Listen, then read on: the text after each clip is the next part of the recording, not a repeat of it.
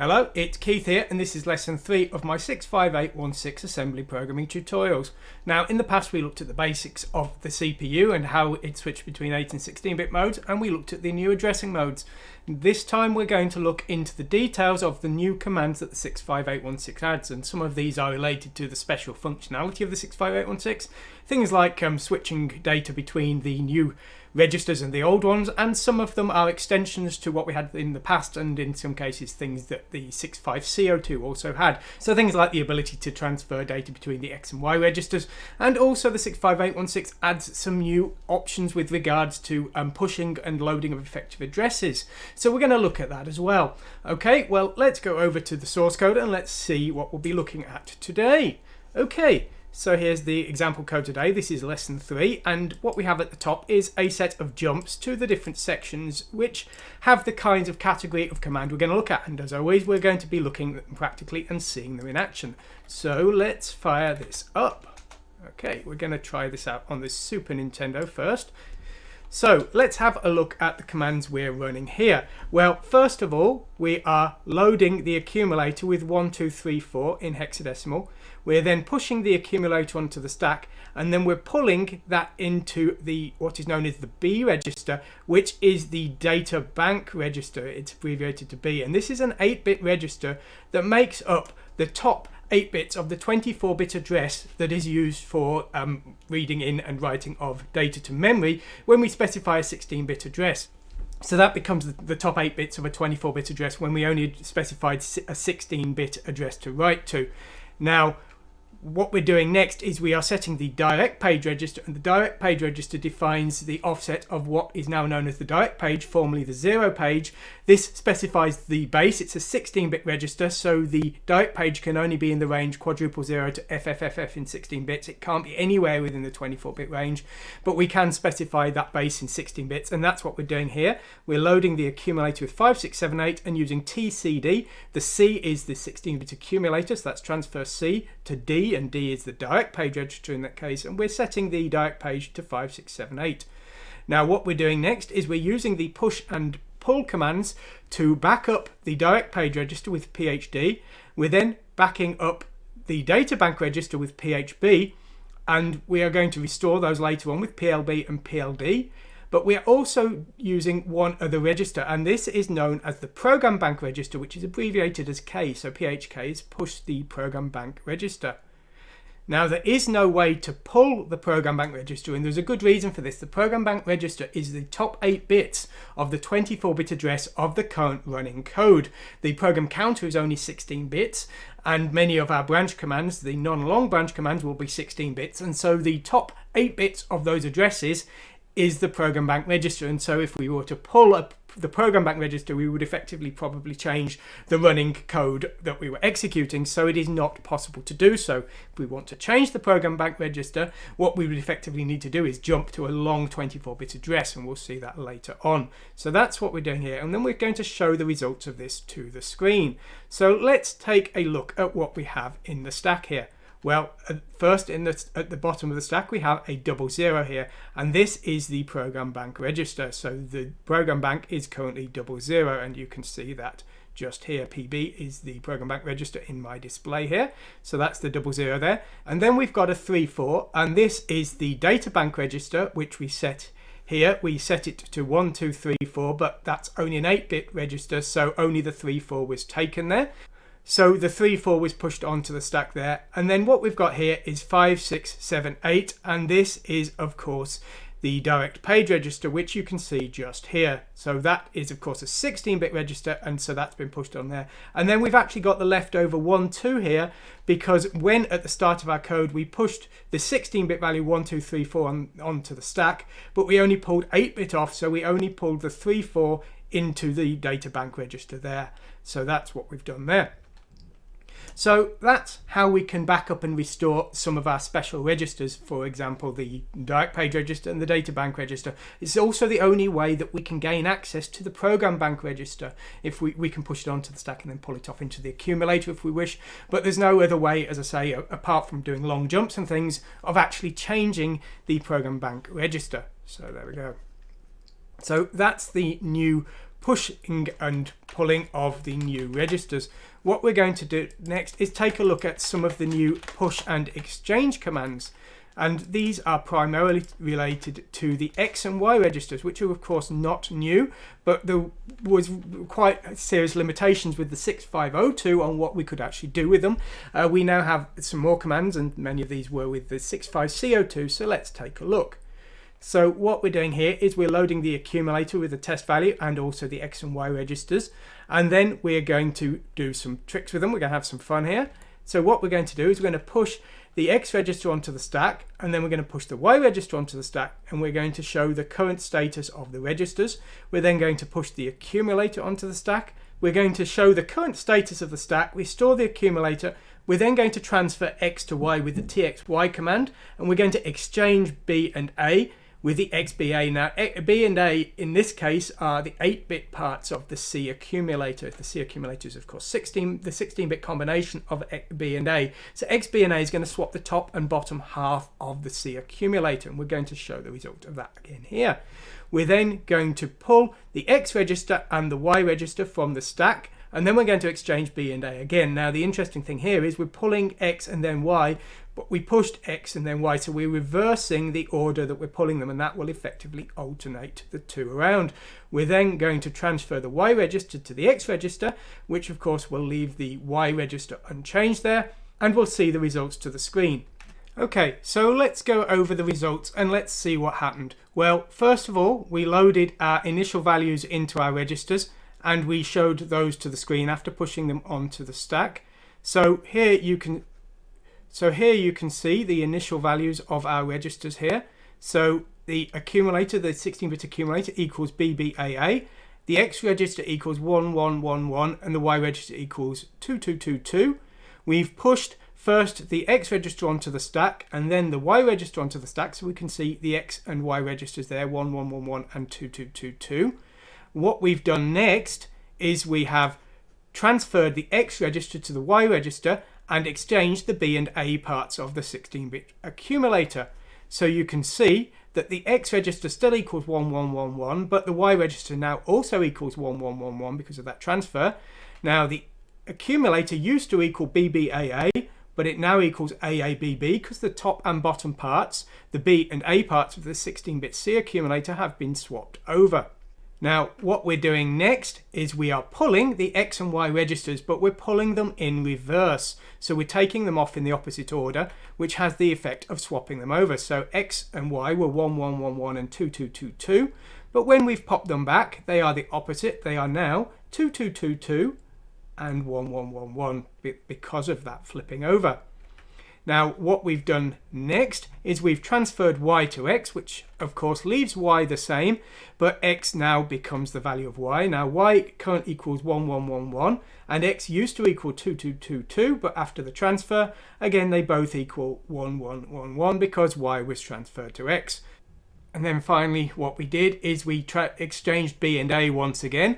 So the accumulator has gone from BBAA to AABB and then back to BBAA. Because it's an exchange, the two are being swapped over, and so we can repeatedly do this and no values are lost, whereas the transfer commands, one of the values is permanently altered. The Y value being transferred to the X value with TYX will of course remove the old X value.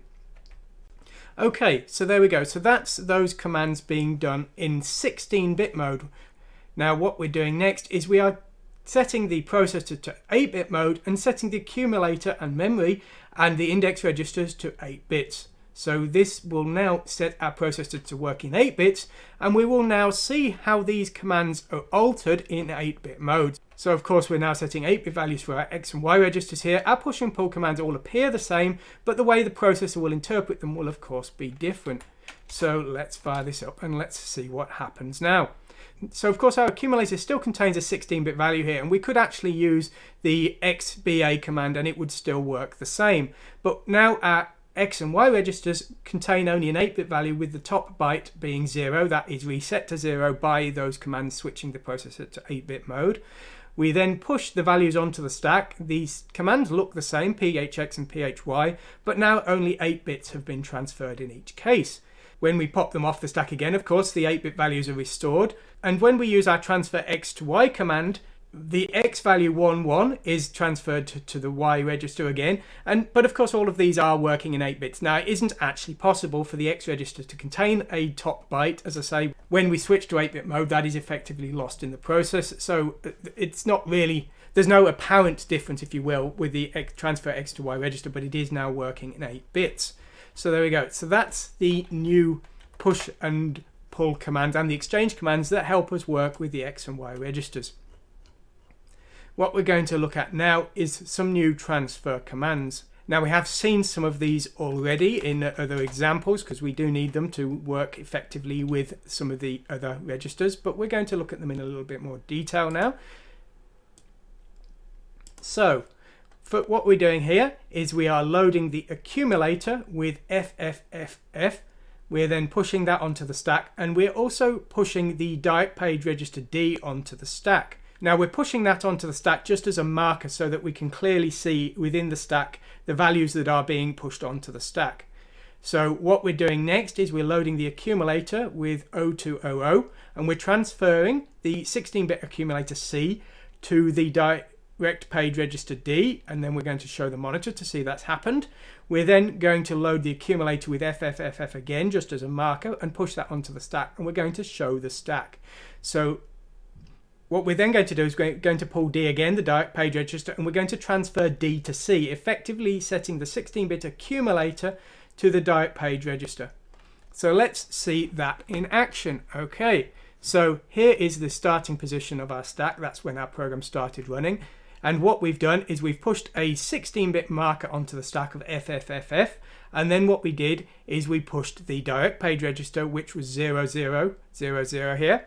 And you can see that here, the direct page register at the start was quadruple 0, that top one there. What we then did is we loaded the accumulator with hexadecimal 200 and transferred the 16-bit accumulator to the direct page register. And you can see that that has happened here. Here is the C register equal to 200 in hexadecimal, and that has been transferred to the direct page register, which is now 200 as well because of that transfer. Now once we'd loaded the values onto the stack and showed the stack, we then pulled the accumulator and the D register off the stack again, and this had the effect of restoring the direct page register. The original direct page value of quadruple 0 there was pulled back into the direct page register, and that has been changed back to quadruple 0. And this is of course going to be important if we're using our code. For example, my test code often needs to do this kind of thing because I'm showing temporary values of the direct page that is being set in the code, but my monitor function is of course a software function, and it's expecting the direct page to be somewhere specific that it needs to know so that it can work with things like the drawing of the characters on the screen. So these are great for backing up the current settings of the direct page when your code needs a specific direct page. Now in that case, we were looking at the direct page register, and it's important to notice that the direct page is always 16-bit, even in 8-bit mode.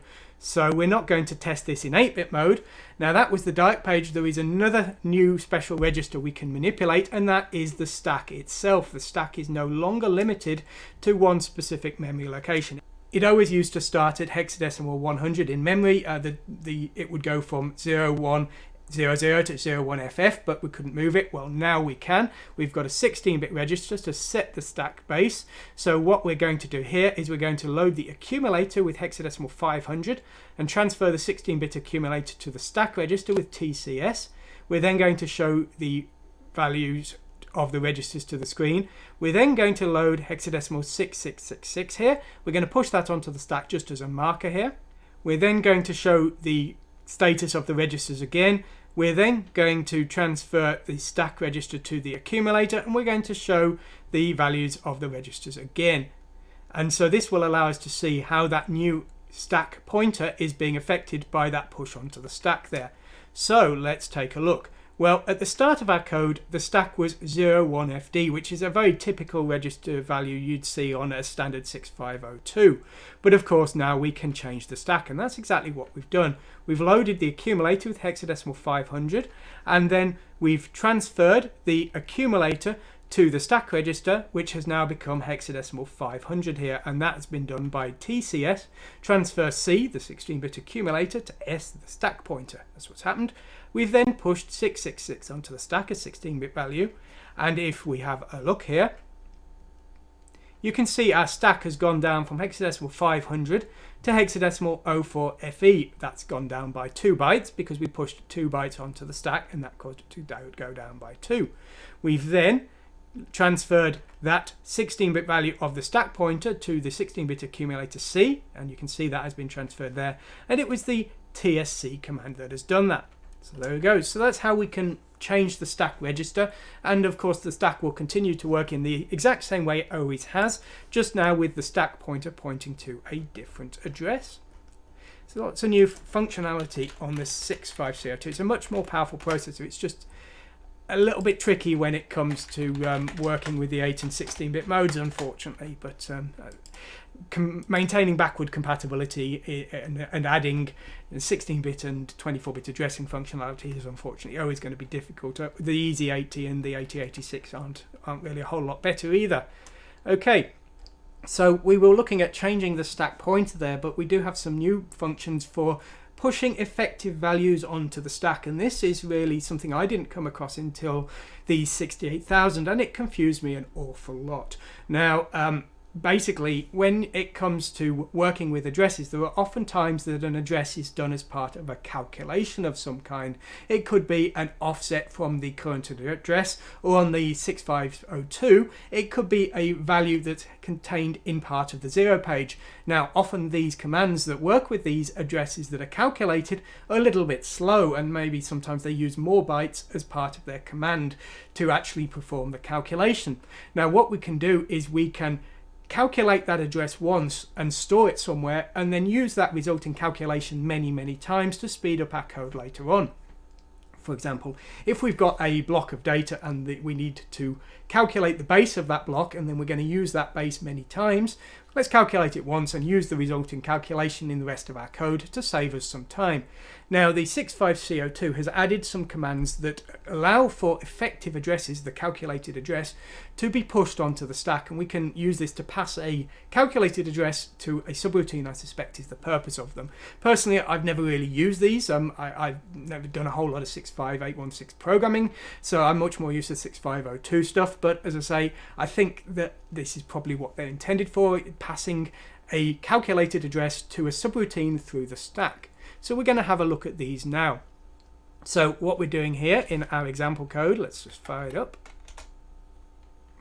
What we're doing is we are showing the starting values of the stack here. We're then pushing FFFF onto the stack as a marker. It's just something for something clean so we can see where the new data is appearing on the stack. And then we're going to use 3 commands. PEA for push effective absolute, PEI for push effective indirect, and PER for push effective relative, and we'll go through these one by one. Now, PEA is staggeringly simple. It just pushes a numeric value straight onto the stack. So PEA quadruple 7 here has literally just pushed quadruple 7 onto the stack. So if we wanted an absolute value onto the stack, we can do that. Now, we would maybe want to, maybe that's more designed for pushing a label or something onto the stack, but we can do it just with a number like that. That's absolutely fine. Now, PEI is pushing an indirect value. Now, what we've done here is we've loaded the address of a label into the accumulator, the 16-bit accumulator, and then we've stored that at 0 page, direct page entry, hexadecimal 10. We're then using the PEI command to push the effective address at address hexadecimal 10, so the indirect address at direct page entry 10 onto the stack, and this will have the effect of pushing the value at address 10, which is indirect A, onto the stack, and we can see that just here. Now, we loaded the accumulator with indirect A, and we can see that value here. The C register is 80FB here, and we can see that has been loaded onto the stack here. 80FB is there. It's, of course, the bytes are reversed because we're on a little endian system, but we can see that value just there. Now, what we're going to do next is use PER, which is push effective relative, and what this does is it will push a value relative to the current program counter. So PER 1000 will effectively push the current address of the current running code plus 1000, and PER push effective here, the push effective is actually a label. It's actually the start of this running code. And what this will do is the assembler will calculate the offset from here to here and store that in the code. But then when the code runs, this will be added to the program counter. The purpose of this is this will allow the code to be relocatable, and the address will be calculated relative to wherever the code is actually running, and that's really what these are for. So let's fire this up and let's see the result of this code here. Okay, so the program counter is around 80F0 here when this code is running. Now what we've done first is we've effectively pushed the current program counter, which is a few lines before that, but we're effectively adding hexadecimal 1000 here. What we've done there is we've pushed effectively the value 90E8 onto the stack. What we've done next is we've loaded the effective address of the actual program code itself and pushed that onto the stack, and that's of course defined by this label here. And what we've done there is we've effectively pushed the value 80D1 onto the stack there, which is the start of the code at the point that it's running. And as I say, if we were to move this code somewhere else, relocate it within our program, it would still work just fine. So there we go. Those are the new commands we have available to us for pushing effective addresses. We're going to now look at some that are a little bit strange, and I can't say I'd ever use, but maybe they're useful to use, so we're going to have a look at them. We're going to look at the Tsb and Trb commands. Now these will set the flags and also change a value, and these are going to work with the 0 page here. So what we're doing here is we're setting some values onto the stack, and then we're going to use the Tsb command, which will effectively set the flags the same as an AND command would, and it will set the bits in the destination according to an OR command. So if there's a 1 bit in the value here that we're using, so effectively we are using the 16-bit value F000 here, and we're going to effectively test the bits in the value that we stored to the 0 page entry, in this case 1, 2, 3, 4, and if the bits are set, we're going to set the flags accordingly, and then we are going to set, so this will effectively set to the top nibble to F here. What we are going to do then is we are going to use the test and reset bits command. This sets the flags according to an AND again, but effectively it clears the bits where there is a 1 in the parameter. This would be known as a bit command, bit clear command on some systems, but it's effectively the equivalent of flipping the bits and then performing an AND command. So the bits will be set to a 0, so effectively the middle 2 nibbles of the 16-bit value will be set to a 0 by this command. Let's fire it up and let's see it in action. Okay, so we're dumping our 0 page entries here, and you can see the 1, 2, 3, 4 just here. And then what we're doing is we are loading the accumulator with the 16-bit value F000 and using the Tsb command with hexadecimal 10 here. Now the values don't match, so the NZ flag has been set there, and then if we look at the value that is now at position hexadecimal 100, where you can see that the 1234 has become an F234 because the bits that were an F in the parameter have now been set. If we change it and we change the bottom to an F as well, now you can see that the value at 0 page entry hexadecimal 10 is now F23F because those two parameters have both been set to Fs by the accumulator there with that Tsb command. The Trb command works in a similar way. We're now resetting the bits and testing. Well, we've tested and the value at that entry doesn't equal 0FF0, so the NZ flag has been set again. But now the middle 2 nibbles have been reset, so our 16-bit value is now F00F there. So that's maybe a little bit unclear because of the severity of our first command here. So if I just change this to F0 again and run again, well, now you can see that the 1234 was changed to an F234 by the second command and has now become an F004 by the third command because the bits that were 1 here, the 2 nibbles in the middle here, were cleared by the Trb command.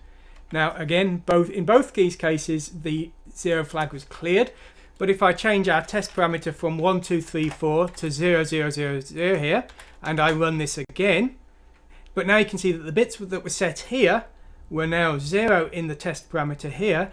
So when we do our first test here, the flags are set to Z.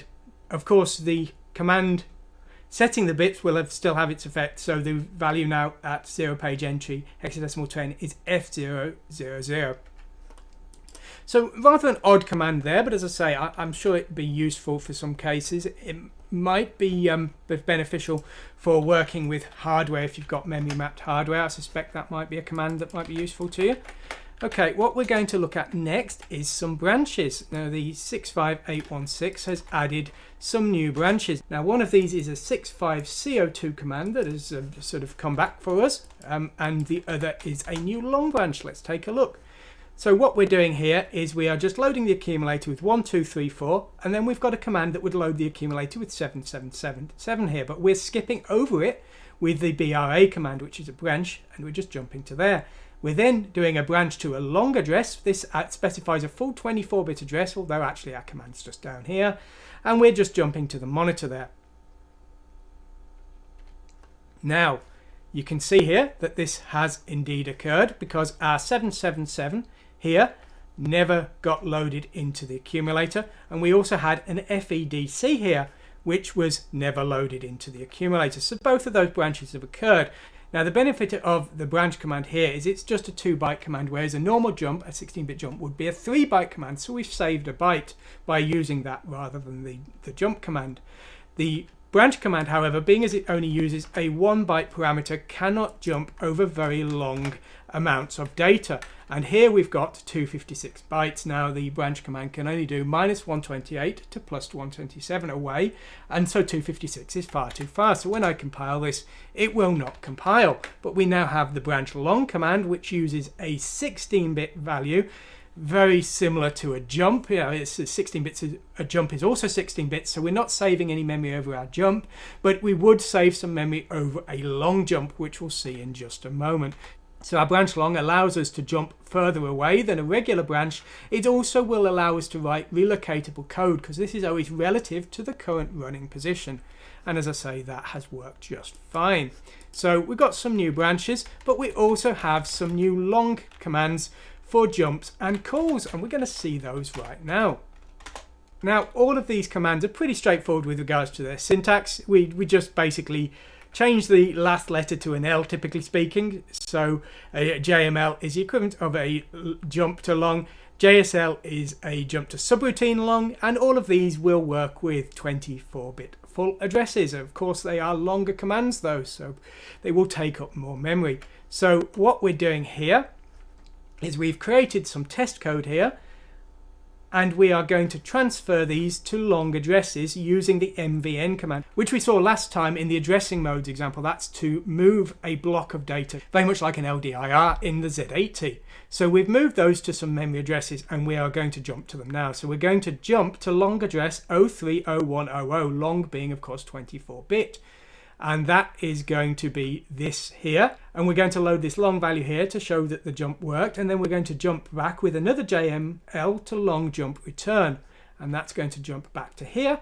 We're then going to jump to the subroutine at 030200, which is a 24-bit address, so we're going to jump to long subroutine, and we've got this here. We then set FFDD, and we return from long subroutine with RTL, and you can see that FFF was the starting value. That was changed to FFCC by our long jump here, and then changed to FFDD by our long call here.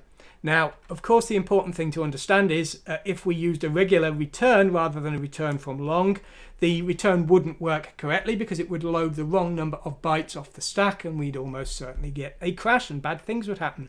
So we can use these to work with much larger programs. Generally speaking, I think in my case at least, I'm only going to be creating very small programs, so I'm unlikely to need such large code. But if we had a firmware that was in some high area of memory, we might need long jumps to get to that. So it's certainly worth knowing about these commands. And it's very nice to see the range of extra functionality and future proofing, if you will, that's been added to the 65816, allowing it to work with full ranges of addresses and not just restricting it to the current data bank and program banks that were specified with those registers. Now finally, just for completeness, we're going to just very quickly mention a few other commands that you may need, you possibly won't need, and just so I can say I've covered everything. Now the first one is STP. This will stop the CPU. This is, I believe, designed for power saving, and I'm not sure that the CPU will ever start again, so probably not very useful. WDM, super not useful. This was designed for the successor to the 65816. I'm still waiting. I'm looking forward to that successor coming at some point, but it's defined as reserved for future use. The plan was that there would be commands that would use multiple bytes, and that opcode would be the first byte in that multi-byte command. There are no such commands though, so we don't need to worry about that. Coprocessor enable, COP, will enable a coprocessor. I've never heard of a system that has one, so good luck with that. And the final one that might be more useful is Y, which is wait for interrupt, and so that will stop the CPU until an interrupt occurs. So there we go. So that's all of the commands we're going to be looking at today. We've gone over an awful lot of them, so hopefully you found that interesting. This is going to be probably the last of the true 65816 command in tutorials, but we are going to be going over some of the 65816 based systems and learning about the hardware and how to work with them. So we're going to be looking at the Apple IIgs and the Phoenix C256 at some point, I think. So that should be quite interesting. So if you're not subscribed, please hit the like and the subscribe button, because that would really help me out. The other thing that would really help me out and hopefully help you out a little bit is if you bought my book. I've written a book. I'm afraid it doesn't cover 65816, but it does cover 6502 as well as Z80, 68000, 8086 and ARM. It's a beginner's guide, so it discusses general processing concepts, and it does actually cover a little bit about sort of things like the direct page that will be relevant to the 65816. So I think it would be I'm hoping it would help you out if you are just generally starting to learn about retro programming. The other thing is, if the book is a success, I will make another book, and that definitely will cover the 65816. So if you want to support my channel and see more retro content on more systems and more books coming out in the future, please consider buying it. Anyway, I hope you've enjoyed this tutorial. I hope you found it useful, and of course go to the website, download the build scripts, the dev tools, and also the source code you saw today, and have a go with it. And as I would say, you're welcome to do with it whatever you want. Make something new out of it and have fun with it. Anyway, I hope you've enjoyed this. Thanks for watching today, and goodbye.